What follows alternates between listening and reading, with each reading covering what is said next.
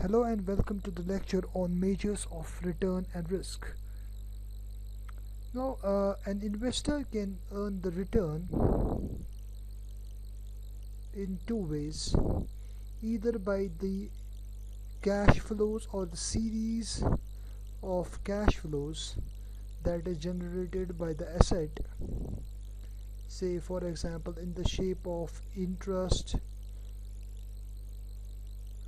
dividend on stocks, etc. Or he can gain by change in the price of the asset.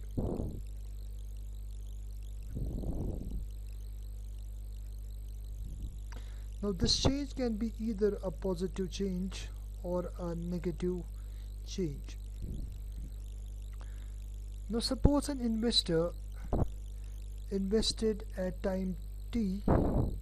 At time t he invested $200 and the investment at time t1 is valued at $220. Say for example the investor is holding the asset. The asset can be of any kind for a period of 1 year. So his total holding period return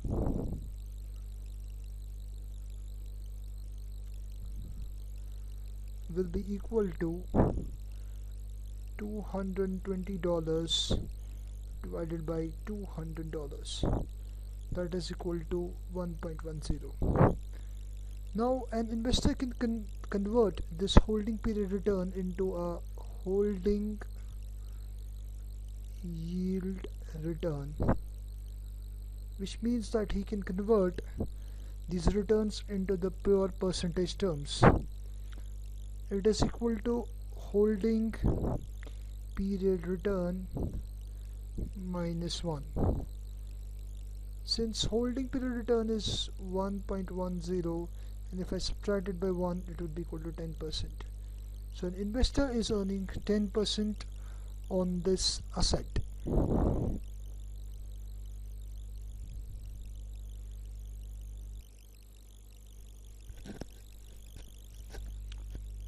Now consider another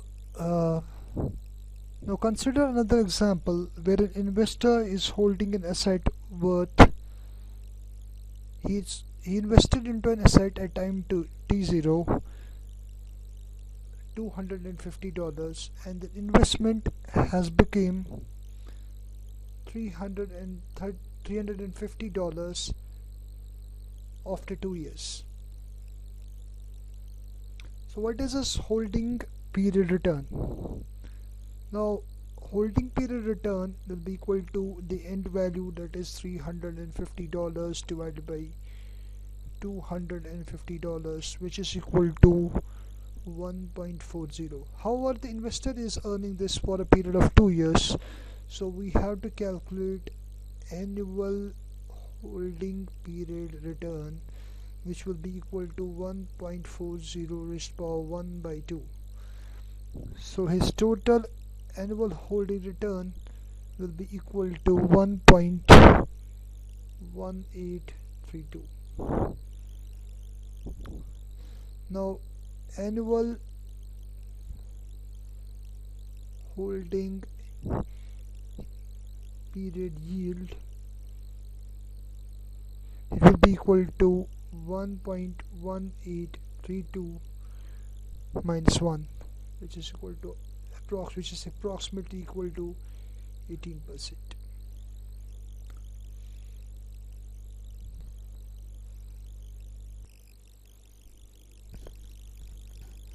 Now let me consider the computation of mean historical returns. There are two methods of computing the mean historical returns. Let me first take the single investment. So firstly we will take up the single investment case. Now as I said, there are two methods of computing the mean historical returns. They are as arithmetic mean and geometric mean.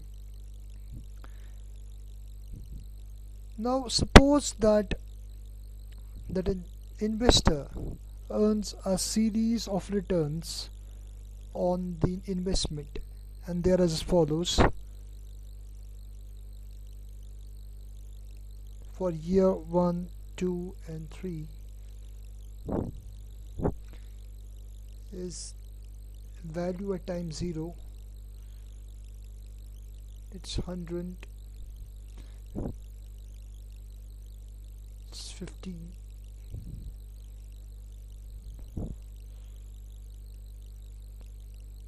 the same asset at time 1 is equal to 115,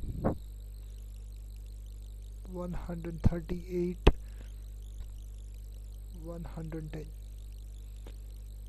So what is this holding period return? Simply we have to divide the value at time 1 divided by value at time 0. It is equal to 1.15, 1.20, 0.80. Notice that here we have the fall in the price of an asset. Now holding period yield will be equal to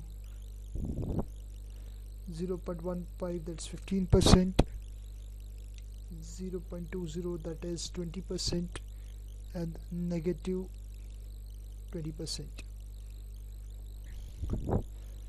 Now if I calculate the arithmetic mean, it will be equal to 0.15 plus 0.20 minus plus, and it will end up with a subtraction divided by 3.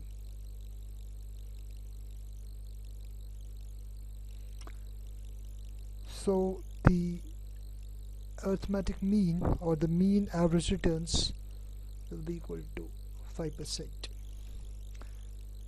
To calculate the arithmetic mean, what we did, we just summed up the holding period yield. So arithmetic mean or the arithmetic mean returns are equal to the summation of holding period yield divided by the number of years. Now the another measure, that is geometric mean, it is mostly used by the investors when they are considering the long-term returns or the long-term performance of an asset. In such a case, the geometric mean, using the same example, geometric mean will be equal to the nth root of the product of holding period returns.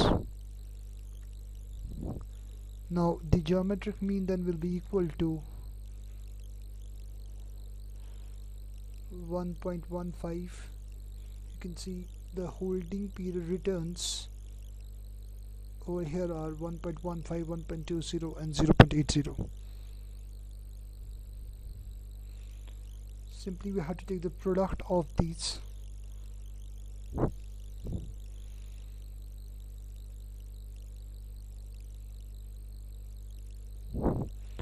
And 0.80. However, they are for a period of 3 years and we have to subtract by the 1. So the geometric mean will be equal to 3.35%. Now geometric mean is considered as a superior measure only when the investors are considering the long-term performance of an asset.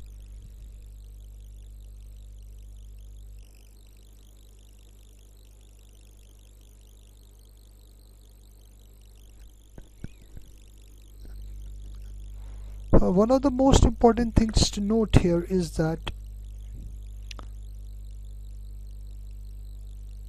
when a rate of return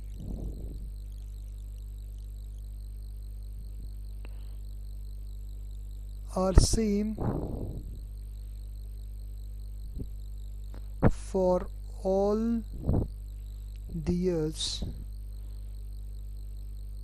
arithmetic mean will be equal to geometric mean.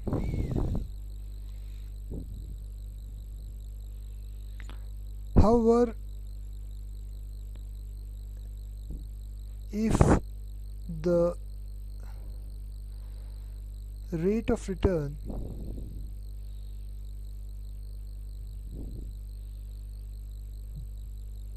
vary over the years,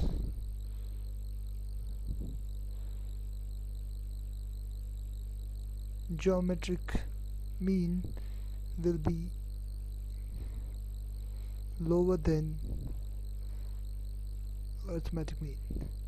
As we have seen in this case, the geometric mean was only 3.35%, while as the arithmetic mean was 5%.